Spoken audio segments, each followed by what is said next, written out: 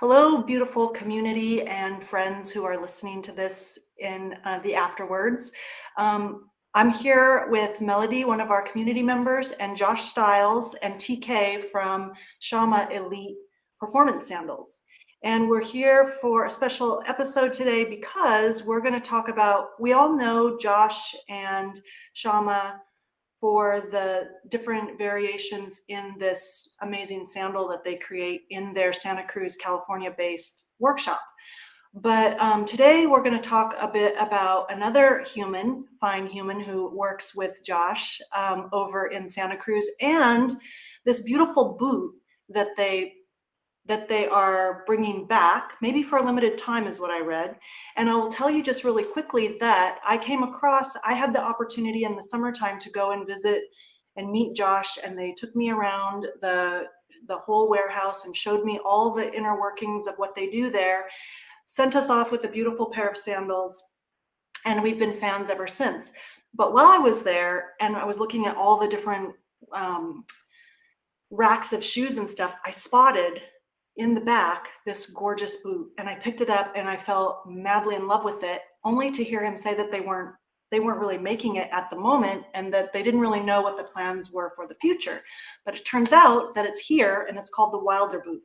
So I wanted to just first wanted to hand it over to Josh to say a few words, and then I thought what we would do is focus this next 30 or 45 minutes on TK's background. Why is he sitting there with you in that car? And by the way, we've put Josh and TK in the car because the warehouse is loud and there's lots going on there. And so now Josh just automatically seems to know to go to the car. But anyway, so I'm going to turn it over to you, Josh and TK. Love to hear a little bit about TK's background and how you all got in cahoots together, and then all about the boot, and we'll ask you questions afterwards.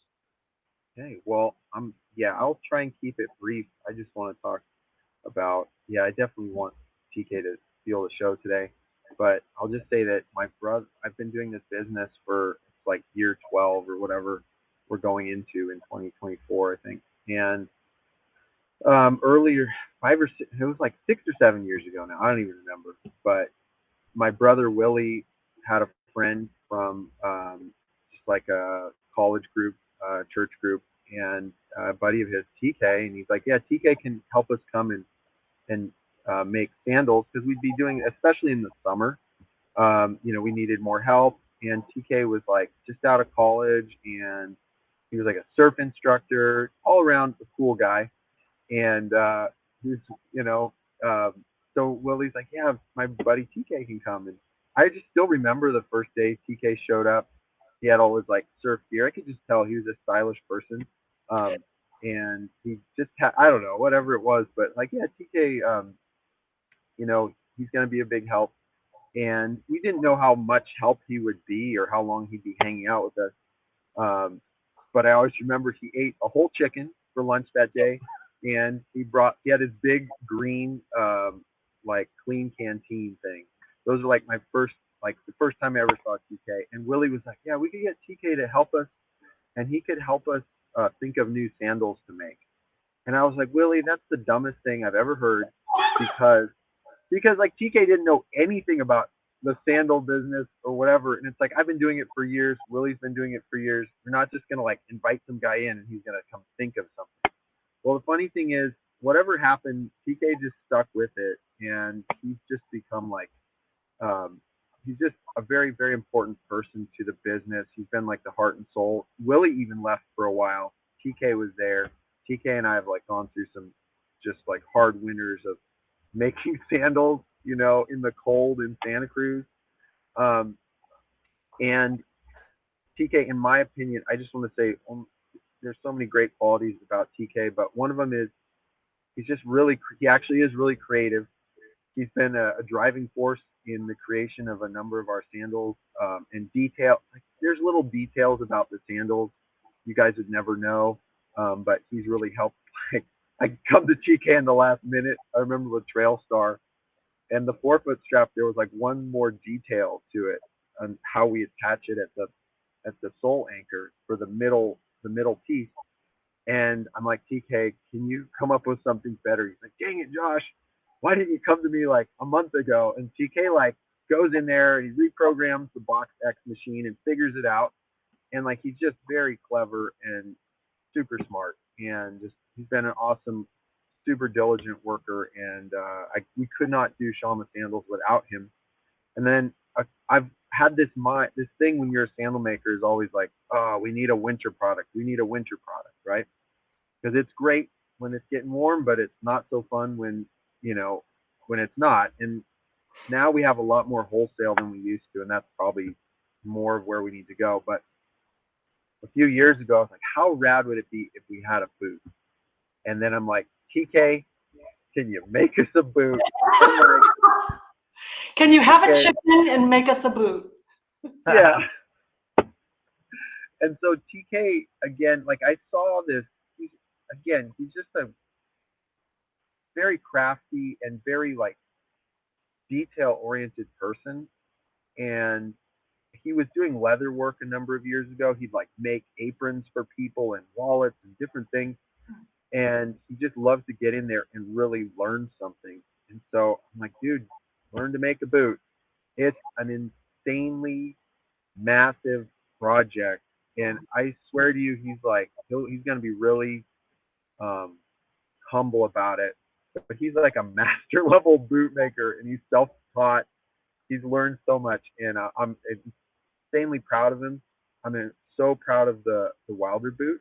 But so, anyways, that's my introduction to TK, and he knows all the details. I just asked him to do it. That was my part in it. And I spent some money on it for that. Amazing. Before TK tells us about himself and his view and what Josh ate the first time he met him at lunch, I want to say that the images don't do that boot justice. Like I don't know that I would necessarily love it because there's so many other kind of boots on the market that kind of look like they're the same thing. It is when you hold that boot in your hand, that's a special boot. Anyway, go ahead, TK. Love to hear from you.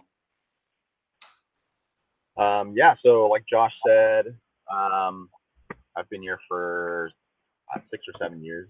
Yeah. That, and I didn't have any experience in sewing or really like anything. I was a barista for a long time. I was a surf instructor, and then I worked on a catamaran boat that taught kids about ecology out in the ocean.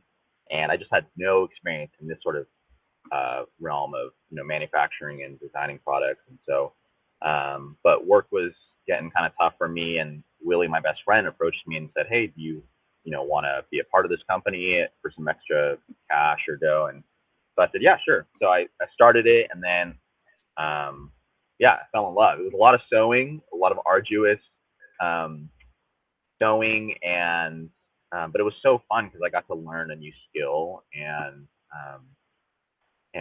yeah, it was just a blast. And so, and then like more opportunities came for me to be creative and design different things or have input, and that was also a blast. And then also learning how to fix and work on our machines too. Like I was just always learning things, and that's something I love doing. So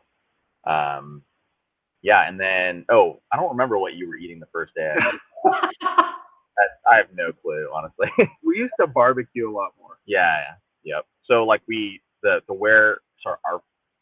our workshop used to be on the side of Josh's house, and so we just had a barbecue there. We were always grilling, and yeah, those are some good days. But now we have our our warehouse here, and they don't allow us to grill here, which is really unfortunate. Like no open. You have to use like this horrible electronic grilling kind of things, and it doesn't ever work out that well. So that's kind of sad. But yeah, we'll change it at some point. Yeah. That is sad. You can't grill at my house either, and I miss the smell of smoked barbecue. So good. I'm gonna let another community member in right now. So just let me just do that. Okay, go ahead. Sweet. So yeah, then fast forward several years, and because I now have the skill of knowing how to sew and use this machinery that we have in the workshop, I started making things like wallets and aprons, and I made a couple laptop cases, and it was just a lot of fun. And that's when Josh approached me and said, "Hey, would you consider learning how to make footwear and boots. And so Josh's sister-in-law, Monica, is actually really into shoemaking. And so she was a huge resource for me. I talked to her about it. She lent me some books.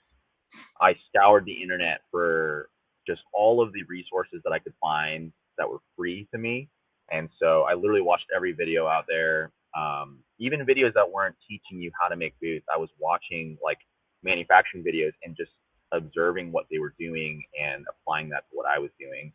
And so I was able to make a couple really, really crude, like super bad. I'm super ashamed of them. Josh loves showing them off, but I cringe every time. And that was the start of it. And so we initially wanted to make what's like a heritage style boot, which is kind of like what that refers to is like old American style work boots. So like there's a company out there called Red Wing. They make a boot called the Iron Ranger. That's a very classic heritage style boot. It's like a 6-inch boot, and so it goes around your ankles, and it's got a toe cap. It's really sturdy. And so we initially wanted to do something like that, but we decided to scale back and go a little simpler just to start off. And so that's why we have our welder boot now, which is basically our take on chukka or a desert boot. So when I in my stylish days, I'm not stylish anymore, but when I worked in coffee, I would wear Clark's desert boots, which is like the classic chukka, super cheap, and I loved them. They were amazing. And so I wanted to take that and make a minimalist version of that boot, and that's how the welder boot was born. And so, yeah.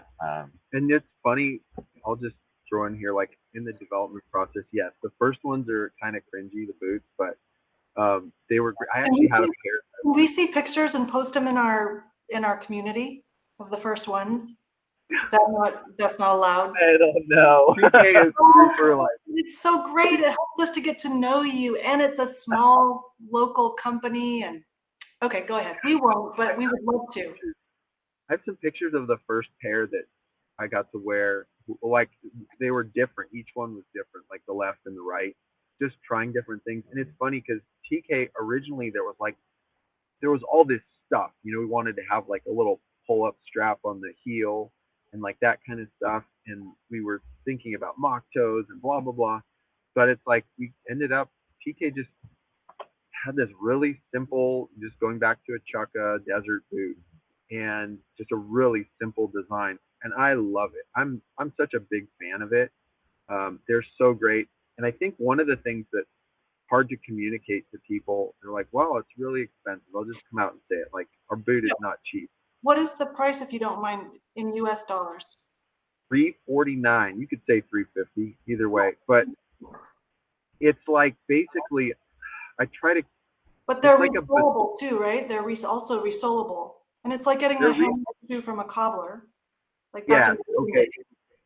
It's basically like a bespoke boot. Like bespoke is kind of this concept like you hear a lot with like cars and things like that, where it's something that's like a one-off, like you make one of them.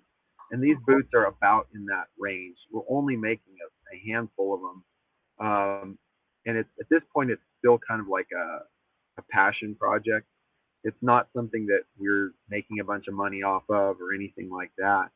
But I mean, it'd be really cool, but there's real challenges to making a lot of them, but they are really, I don't know.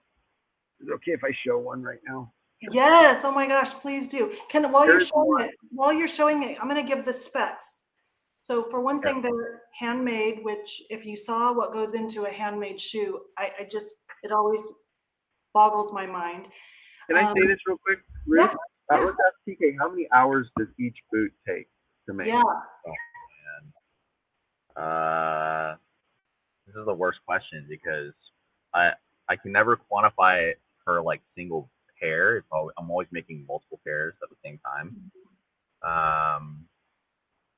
And there's also multiple steps in the process where you have to wait, 24 hours a day for that glue or adhesive to cure before you can start sanding. So yeah, I would say, I don't know, it's like 2 days of work, 2 or 3 days of work to complete a pair of boots, but it's not 8-hour days, if that makes sense.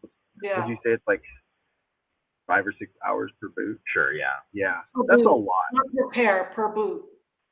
Oh, per pair. Per pair, yeah. Okay. Yeah, and then the machinery too that TK has had to like learn. Oh, that's the other thing. It's like a whole nother thing. Like there's this. So what you're seeing, see that white thread there? Yep. That is the stitch down, we'll call it, thread. And there's this machine that does that, and it's called a Landis.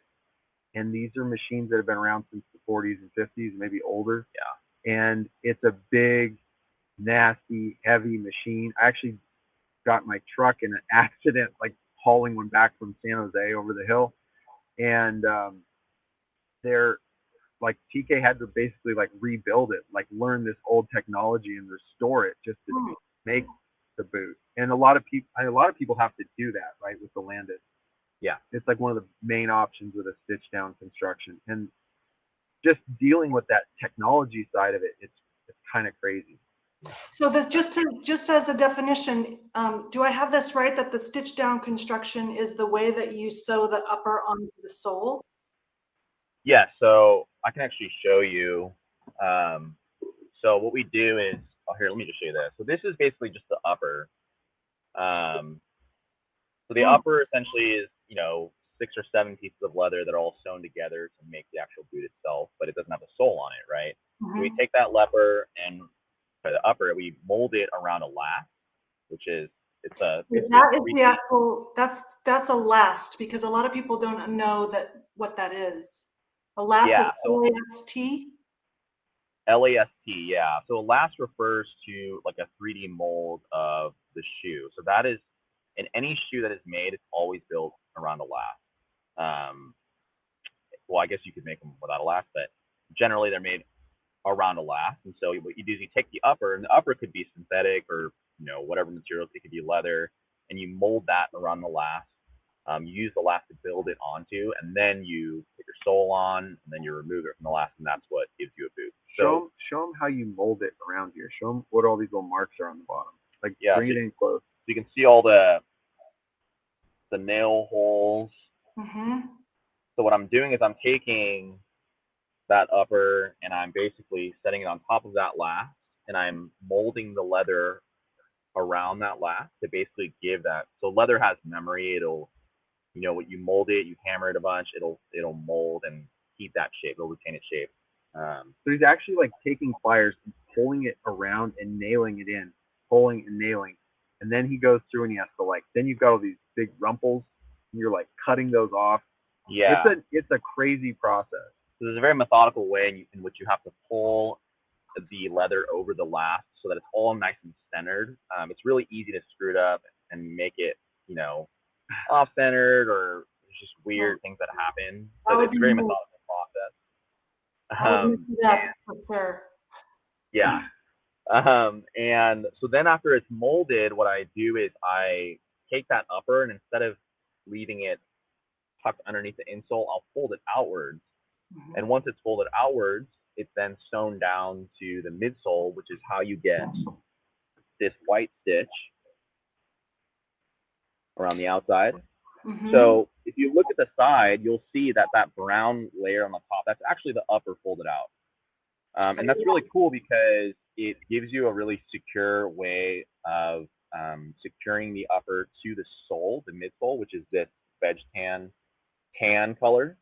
So it'll provide a lot of structural integrity, but it also gives you some waterproofing, because what will happen is the water will fall on the upper and it'll actually bead off of the upper that's folded out, if that makes sense. Yes. Which is nice, like if it's raining, as opposed to a boot where the upper is folded underneath, you're essentially creating an opportunity for that water to travel down and underneath into the midsole to soak the midsole up and then eventually into your foot. So our stitch down, that's kind of one of the reasons why we went with a stitch down construction, is it's really secure. It gives you some waterproofing, and it's resolable. And yeah, it's a relatively simple process. It's more labor intensive for sure than other methods, but it's what we went with, and it's been amazing. A lot of people so most of the shoes out there that you're thinking of, like your Nikes or like any of your minimalist shoes too that we love, we're fans of, like most things probably in like the 100 to 150, even $200 range are basically like somebody kind of makes an upper, however they do that. At some point there's a last involved or whatever, but then they're going to take it and they're just going to put a bunch of like glue on the bottom, adhesive, and like stick it into like, it's almost like a cup sole or a like cup a sole. form. Yeah. So it's like preformed, like a blown material sole, and you just kind of drop it in there, and that's how that happens. But this is just a way more involved process. Yeah. And I don't think, like, again, I think people that know boots will respect this, and I think the pricing is actually really good for what it is. But that's what really makes our boots different from, I think, all the other minimalist boots on the market. I don't know of any other companies that are doing like a full stitch down construction. There's some cool boots that are, but like their boots are more like slippers, is what I want to say. Yeah. Sometimes minimalist footwear comes off that way, which is fine. And I'm not going to like speak bad or anything about other companies. In fact, I like some of the other boots. I own some and they're great, but it's a different thing, is what I'm trying to say. Ours is like traditional construction, and so that's also kind of hard for some people, I think, when they get it, if they want this like super minimalist thing, and it's like, well, we're 10 to 12 millimeters depending on the sole you choose, which I think is plenty thin for a boot. You don't want to go too much thinner, or you might as well not be wearing something. So that's like a half inch on the high side, or a little less, if you get the other one. But we're presenting something that's flat, zero drop, shaped like your foot, but gives you the tough exterior of a boot, because we're making a boot. Yeah. A question. So I have a question about the toe puff. I never have heard that term before. So what's a toe puff? I have a few questions if of course. If you're ready for us to ask. And so that was the first one about you talked about there being a toe puff and the stitch down construction and sizing. I was curious about all these little details. So maybe we can just go through those one by one, starting with. Sure, yeah. Okay. Yeah, absolutely. So a toe puff basically refers to a piece of material that gives you structure in the toe part of your foot. So you might see, if you're ordering shoes or boots online, it'll say something like unstructured or structured. It'll say scholastic, or it'll say like, I don't know, heel counter, toe puff, all these different terms. It just refers to something that's giving structure. So right now, this is just leather, right? This upper, there's a lining in the front, and then there's the actual upper itself. What I do is, once I'm molding this onto the last, I take a piece of thermoplastic, which is, or celastic, and I use heat to essentially mold it to just the front, like basically the front like inch or so of your boot. And once that mold hardens, and it keeps its shape over time so that your toe doesn't collapse. So like if you wear your boots a ton, eventually that toe, the leather might lose its shape. And so we just add a toe puff so it stays that way for its lifetime, essentially. If that makes sense. And then I guess are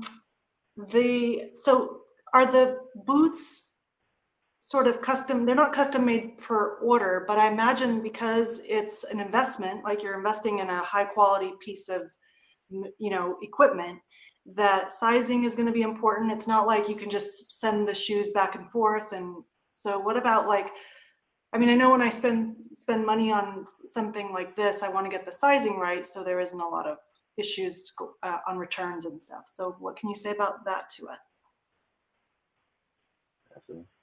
I'm just gonna say that's the joy of being that's my department. I have to take it on the chin when something gets sent. TK has to take it on the chin too, because we got to remake it or whatever. But we really, our boots run pretty much true to size for most shoes. But yeah, that's part of the deal. Is hopefully it fits. If it doesn't, we got to make another one. So we really try to work with customer service to make sure that the sizing's right, and we will give you all the help you need, and we'll take measurements, and we'll we'll do everything we can on our end to help you get the right size. Yeah. And so it is a limited time, right? Like when I was visiting you in Santa Cruz, I got the impression that you weren't maybe sure that you would do it again because of the involved process. And then now that it's here, is it a seasonal thing? Like on a seasonal basis, maybe not next year? Or what if we fall in love with them and then we're like, we want to know they're going to exist or not? It's kind of a tough thing because it's like we're such a small business.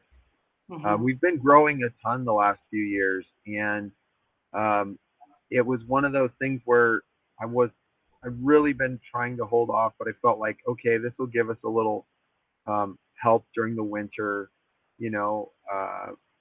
So I was like, well, something in my heart wants to see the boots succeed, you know. And I know TK is like, he loves the challenge, whether he'll admit it or not. I think he's somebody that needs challenges because he's super talented, and you need an avenue for that. And I think that it's something like it could. We just don't know what it's going to be yet, really. But it does pull a lot of resources when it's happening. And this year we felt like with our team and the amount of orders we had, we're like, well, we can sacrifice TK to just make boots, and we can handle everything else because we're kind of doing a better job of producing than in the past. I think we're just getting better and better at it.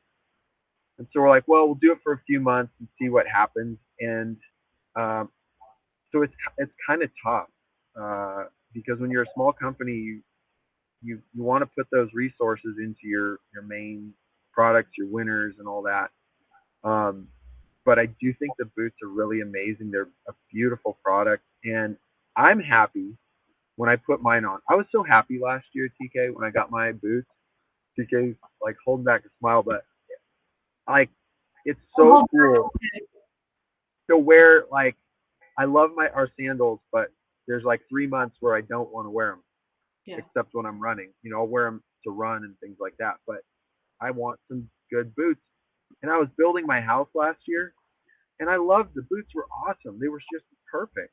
That was going to be my question, Josh, about the like, could this be used as a work boot? I mean, it looks when I felt it and stuff, it doesn't have it's not like a steel toe protective boot, like certified or anything, but it's pretty tough, right? And then I was wondering with that toe puff in there, probably makes it even a little tougher. So what could you use the boot for, theoretically? You built your house, which you normally go barefoot to do that. I mean, your deck and your add-on.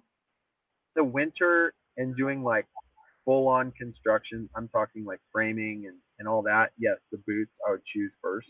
Mm-hmm.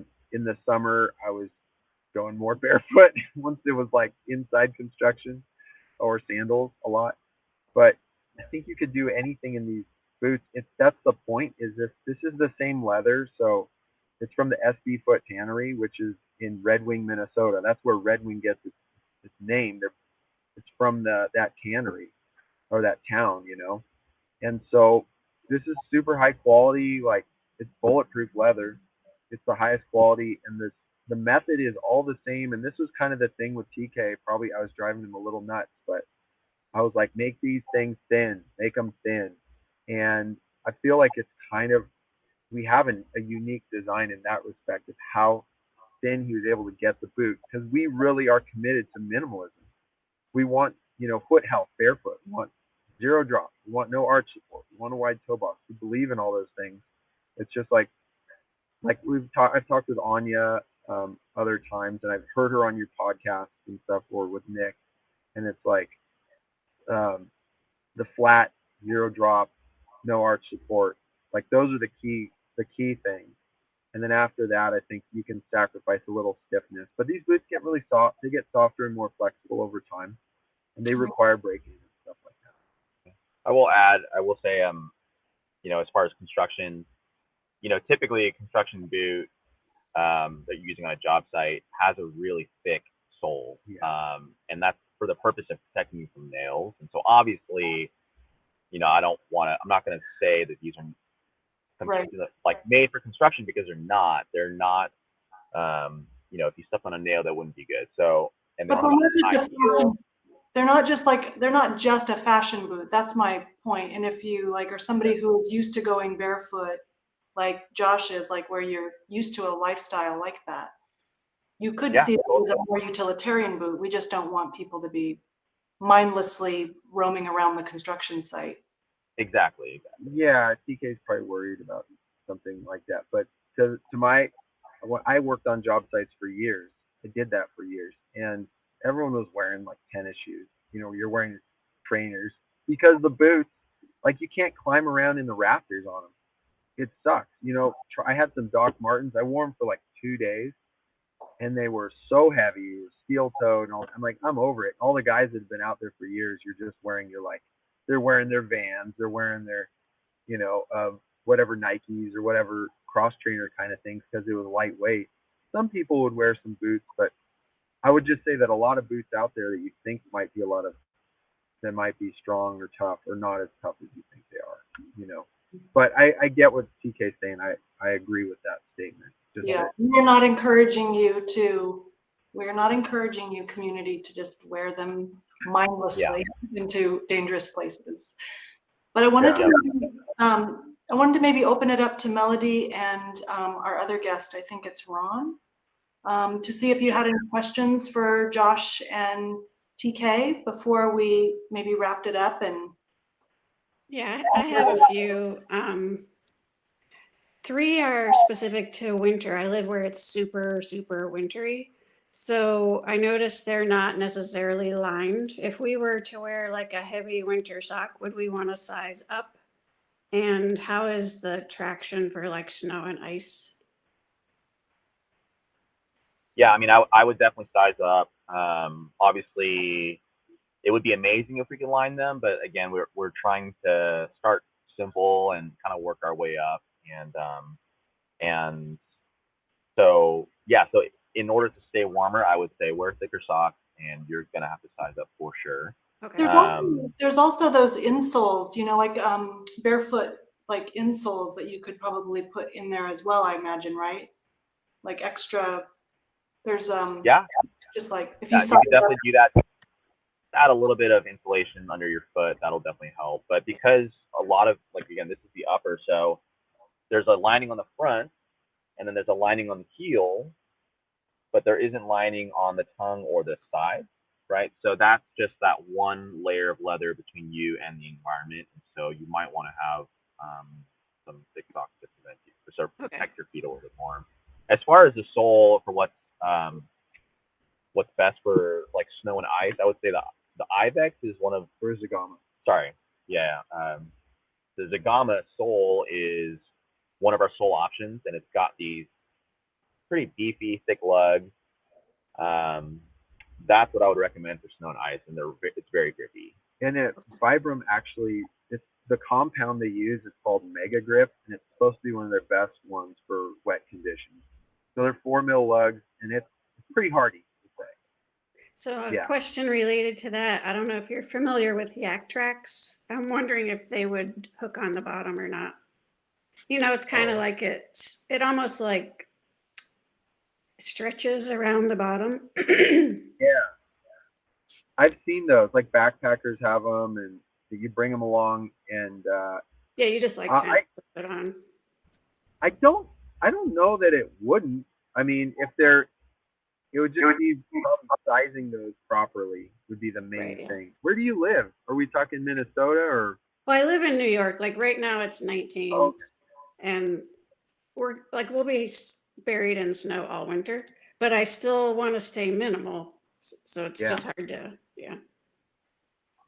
These are definitely minimal. I think that would really be a question for whoever sells those things, but I would see them working. I'm sure it's just a matter of getting the right size. Yeah. Okay.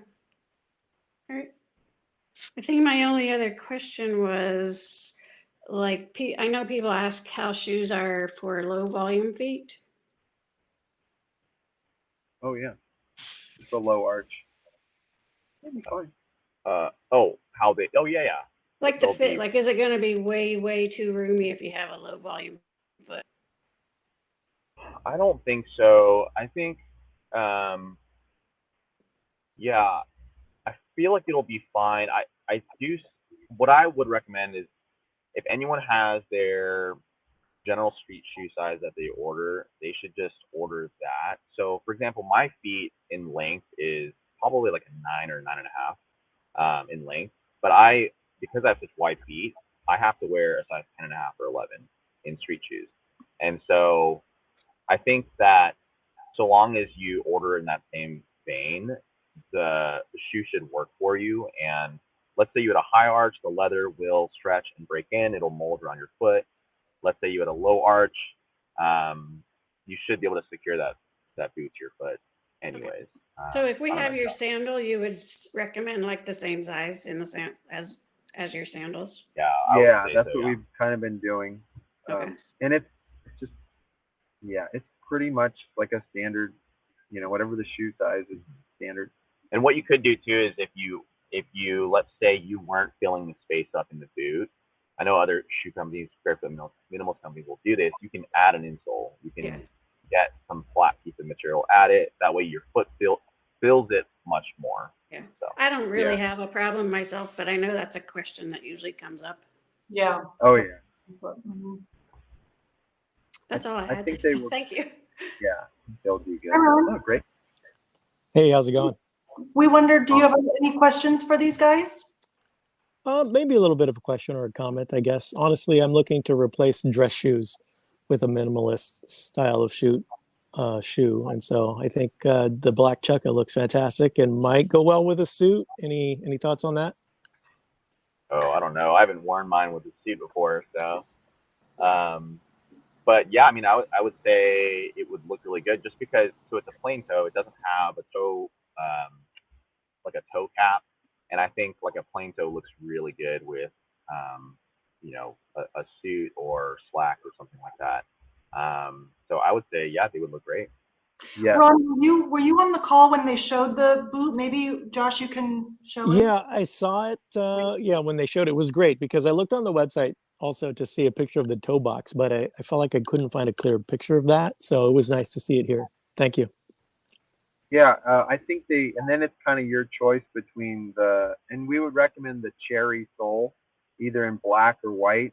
I personally, I want some of the black ones, TK, with I'm just saying, TK, if you make me some, the black ones with the black cherry is like my style, but TK made some, he loves like the cream sole, kind of your choice, but I think they do look good in a formal situation. They look really clean. Yeah, I will say for the only other thing I would think about is the fact that the midsole is veg tan. It's this lighter tan color, right? And so that might look a little funny because I think typically with a dress shoe you want something that's like an all uniform colored sole, right? So because the cherry sole is black, I would say if the midsole matched, then that would look better. But That's why you like the cream. Yeah.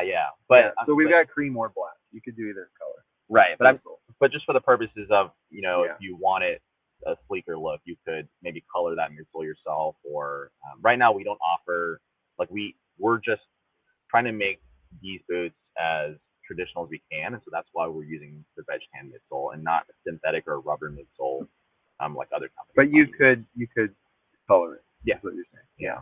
Well, and Melody, I'm sorry, I wanted to go back to your questions too. If you're thinking about like wet weather situations, TK, what would you recommend for the like is there a wax to put around the veg tan? Well, I actually already waxed the veg tan midsoles. Oh, okay. That's not something that is on our website, but I finished the edges with wax just to provide a little extra protection because leather is pretty porous. The upper itself is the tanning process adds a lot of oils and waxes into the leather, so it's naturally very water resistant.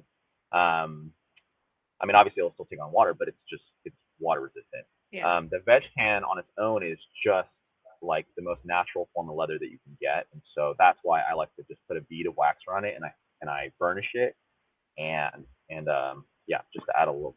So would you recommend like once a month they might want to like if they're in wet conditions, like maybe once a month just add a little more wax? Yeah.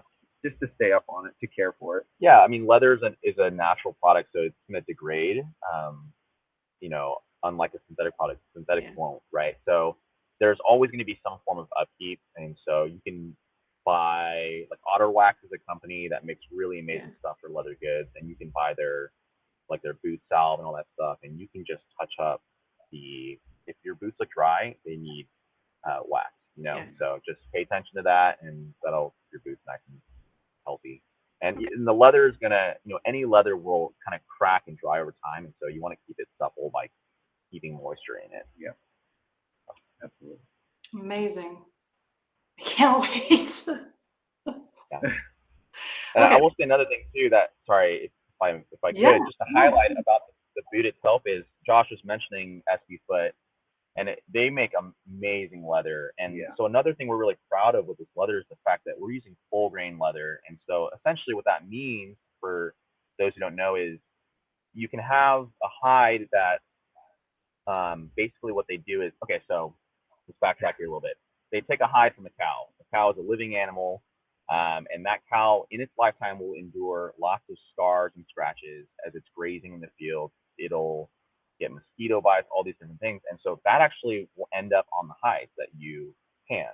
And so a full grain leather means you take that leather in its rawest form, and then you tan it. And so you're not taking off the top layer to get rid of all those blemishes and those scuffs, which some people might want to do for like a really uniform colored piece of leather. We didn't want to use that because a full grain leather has, it's just really unique. It has a ton of character, and it's way more scratch resistant because you're not taking off that top layer of the leather. So I just wanted to show this upper has all this really incredible, you can see all the little black smudges and stuff. Those are insect bites, and then you've got some scratches. That's all from the cow, the life of the cow. The life of the cow, and I just think that's really cool. It's got so much character, and it's not. It's just unique, you know, unique to the person and whoever buys them. And that's another thing I will say I'm really happy with too. I think the whole thing is, especially, I think cherry soling comes from Italy, but the gama's made here in the States. So like almost the entire boot is made and sourced here in the United States, which is great. And yeah, I think that's such a, you've heard me talk about this before, Ruth. I just think that's such a big deal. I think we outsource so many things here, and it's really unfortunate because there's so much technical, like, again, why isn't there another machine to replace the Landis? Because boot making has, so much of the shoe industry has just disappeared from the United States. And so you have to go back and like find this old technology when there should be newer machines and all that available. And I think it's unfortunate, but it's something that I would love to see, you know, and I think it is coming back in a lot of ways. In some ways, you know, in smaller areas like us and other companies that make it here. But it's just like, there's so much technical information and craftsmanship and all that, it just gets lost over the years. And TK's had to kind of be a historian and find some of those things and dig them out of the past. So which I think is awesome. Yeah, and I'm super proud of the quality of materials that we're using. And you know, Vibram, everyone says is the gold standard of what you see Vibram on so many different soles. And so you know, I know that there could be a time and place to use other soles on your shoes for the companies, but for us, we wanted to use the best. And so there's nothing better than Vibram rubber and all their compounds. And so, and then SB Foot, just amazing leather, and the thread that we use, everything that we use is really, we're not skimping on the quality. And then the fact that we're choosing to make everything here by hand in our warehouse in Santa Cruz, California, in the USA, like I just cannot be more proud of the fact that we do that. And I just would hope that people would understand that, and that would be, that people wouldn't be so scared of the price. Obviously, no one wants to spend a ton of money, but I think you get what you pay for. And if you really care about high quality materials, American made and handmade, and not being, made in a machine or something, then that's why we Yeah. are making ours at the price that we do. So Yeah. Yeah. Melody, it looks like you wanted to ask a question. Yeah, just real quick, talking about the materials, maybe you already said this and I missed it, but what's the insole made of? So the insole is the same veg tan leather that we use for the midsole. So you can't see it on this because obviously it's on the inside of the boot, but that midsole layer, there's another one right above it, and that's the insole, but that's obviously covered by the upper. Okay. So it's I believe it's a 5 to 6 ounce veg tan, and that's about 2.2 millimeters thick, I want to say. Okay. And so a lot of boots, heritage style work boots, they'll use an insole that is like 12 ounces, which is basically like 5 millimeters thick, which is super rigid and really thick. And it offers a lot of structure to the boot, but we wanted our boot to still flex and to be thin. And so that's why we opted for a 5 to 6 ounce, and in the hope that it would give it flex, but still have some sort of structure. The boot doesn't just not flimsy, and that's part of the struggle. Like that would be easier to use a thicker piece, especially on the insole, and like it makes it harder to work with, huh? Yeah. And it's like there's just not much there, but that was part of my like hassling TK into this thing's got to be as thin as possible, and I just think he's come up with something that's really cool, really unique, and so but more people need to know about it, right, Ruth? Yeah, that's right. That's right. More people do. And I think the truth is, I don't think that if you're actually a human, that when you think about, even though maybe a price point is higher, there's no doubt in my mind that what rings true when somebody makes something from hand with care in an environment where you freaking barbecue and grill together, and where the company started on the side of a hill in somebody's house and then moved when they, like there's not a soul that I can think of that wouldn't respond to that and know that the human spirit loves that, like we want things that are high quality. We want to feel a part of something. Yeah. And I realized that like in reviewing shoes, which is not really like it's not my natural thing to like review a lot of shoes, because I typically just go barefoot most of the time, but I put my feet in shoes, and when there's a few brands that when I put my feet in the shoes, like, I'm not going to say I'm crazy or anything, but it's something about putting my foot in a shoe that was made by human hands with like really high quality materials. You can freaking sense that and you can feel it, and I love it. And it's not that the other shoes are bad, but like there's just a difference, like every shoe has its place. And for some of us, you can't afford maybe to buy super high quality handmade locally owned, but I think we should move towards that as a culture. I think our actual human, not to get off on a tangent, but I think our like human quality of life and interaction with each other depends on this type of supporting each other in what we're doing. So I will easily say, sorry, Ruth, and you probably want to be done. I would just say that it's so important.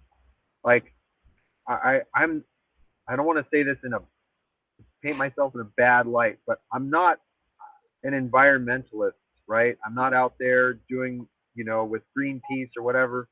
But if you have any kind of like desire to see your environment in good shape and clean and all that, then produce the stuff here in our country where what our standards are. And that's the big scam, is that so many of our corporations have just been like, well, I don't want to deal with these regulations. And then they just go somewhere else and they pollute like crazy or whatever, and they don't take care of the land they live in. So I feel like we all have a lot invested in the places we live. And what better way to be good stewards of the land and our environment than when we have to deal with it ourselves? And it's not always as pretty or nice as we want, but at least we know what it is and we can deal with it together. And that's like one of the big, just awful things that I think has happened. And the pollution is like through the roof in other places, and it's just this scam because we're like, oh, it's happening somewhere else, so it doesn't matter. And it's like, no, that's the same air they're pumping, in factories and wherever else. And so that makes me sick on top of the rest of it. And I'm not this like Yeah, I'm not an idiot either. but I think the truth is that like that stuff starts to take care of itself when we address the human interactions, right? Like we have you know, we test shoes from all over the world. Like the Aussies are in Australia, and like if you, the closer that you know, everybody's just doing the best they can. But like I think it is worth talking about. But I'm going to say this, and then I think we should probably wrap up because I'm going to jump on another call. But I think when we start to take care of each other, like in this way, like just knowing TK, like I want that boot, man, because TK made it and he can eat a whole chicken, and I tend to respond to the humanness of what's behind a product. And I think if when we start to support that, the rest kind of starts to take care of itself. I agree. For example, I know like places across the world that are making shoes like you in small places, but I still don't know them. You know, like I know that I've been to your shoe factory. I lived in Santa Cruz. I know that because I've been there. And like when we start to like look at the humans behind what we're doing, like Australia can go to their shoe places and see what's going on there, and then they can be attached to that. When we do that, the rest kind of starts to take care of itself, so that we don't feel bogged down by guilt or like, should I be a vegan or should I try to decrease the pollution all over the world? No, just take care of your people in your immediate area, and that rest of that starts to kind of take care of itself, because that's really all we can do. And I agree. And then the quality of everything goes up, including our relationships. So thank you for 100%. joining. Yeah. And last thing I just want to say, you know, is that I fully agree with that. And my goal is not just for us to do well here. I would love everyone to do well wherever they are, is exactly what you're saying. Yeah. You know, and everyone be the best they can be. And I want everyone to prosper. And I just know that it makes just like we haven't taken care of ourselves in our house, and that's what's frustrating me. So I'm happy to be part of hopefully something that makes it better for everyone. All right, well, we'll call it a wrap. Thank you for joining us. It's a great pleasure to meet you again, TK, and I hope I get to see you. I'm coming to Santa Cruz in December. I'm going to stop by and see you guys. And it was really nice to meet you, Melody and Ron. Thank you for the question. Ron and Melody. And we'll check you guys. We'll get to talk to you again in another episode, I'm sure. All right. Bye. Bye, guys. Bye.